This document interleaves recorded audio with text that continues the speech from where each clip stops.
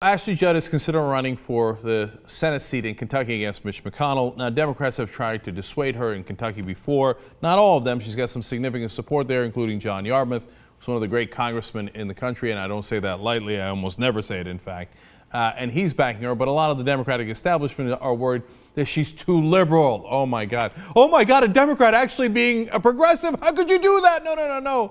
They want Kentucky Democrats to be more conservative because that's a genius move. Try to out-conservative Republicans. That'll win you a lot of elections. Oh, right, it hasn't.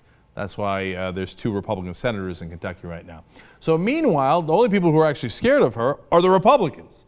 So since there was a recent report out that she is actually going to run, and that she's actually been reaching out to local Kentucky Democrats, to pollsters, to communication experts like Anita Dunn, who used to work at the White House.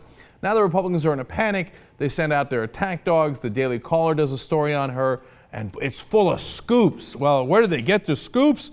From a book called All That Is Bitter and Sweet. You know who wrote that book? Ashley Judd. Okay. Wow, some deep investigative reporting. So here are the things that they found out. Turns out she's in Nashville right now. She does not live in Kentucky right now. Oh, we got her. Okay, so she moves this year and it'll be perfectly fine, no problems, and she'll be able to run in Kentucky. She supports Planned Parenthood, like what probably almost all Democrats do, and certainly any progressive in their right mind supports Planned Parenthood. One of the scoops they got was she once maybe volunteered for Planned Parenthood. Oh my God, that might mean she's a Democrat. You see, that she would be a Democrat running against you guys. You guys are the Republicans. This is how it works. Okay, but let's keep going with this genius reporting. Turns out she's not a Christian fundamentalist. Wowzer, you got her again. And I love this one. Part of the report is that she doesn't hate other religions. She works closely with other religions and respects them. Gotcha. Okay, whoa. Wow, man, that's a serious burn. I don't know if she'll recover from that. Speaking of serious burns, Ashley Judd's about to give one to Mitch McConnell. You don't want to miss that. But let's finish up these nonsense attacks against her. She's recently divorced. It's true. She was married to a race car driver. They got divorced recently. And, of course, the party of family values would never have any kind of divorces among the Republicans, right? Except for like the 28 on average that they do. This one is funny.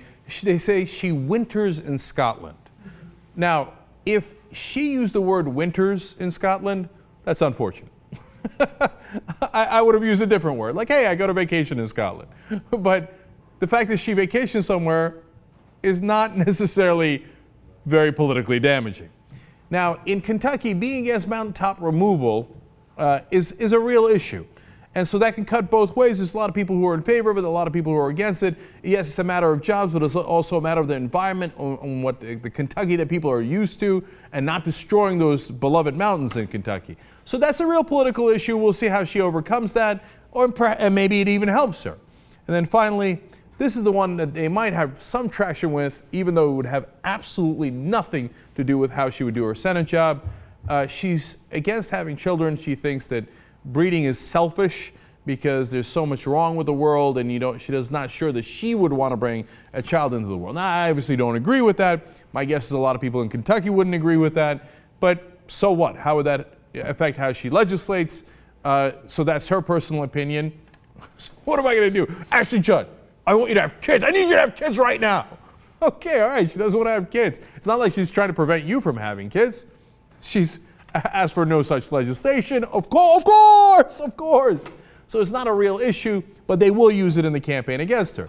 So then people that she was apparently telling that she was going to make this run in 2014 to brought up some of these issues, and then they brought up, look, Mitch McConnell is the head of the Republicans in the Senate, and he is a significant, politician, campaigner, etc., and he's going to throw a lot of dirt at you. They were already running commercials against Ashley Judd when she hasn't even announced yet. They asked her, are you going to be able to handle Mitch McConnell? And get a load of this devastating quote. She said, I've been raped twice, so I think I can handle Mitch McConnell. Damn! Okay, I have a sense that we got a race on our hands. I mean, if that's going to be her attitude going in, Mitch McConnell, watch out. You might want to take that turtle head and retract it back in. Okay, oh boy, you got trouble. Now look, she didn't say that publicly, and I'm sure she's not happy that that got released. But if it gives you insight into her character, she's going to be tough.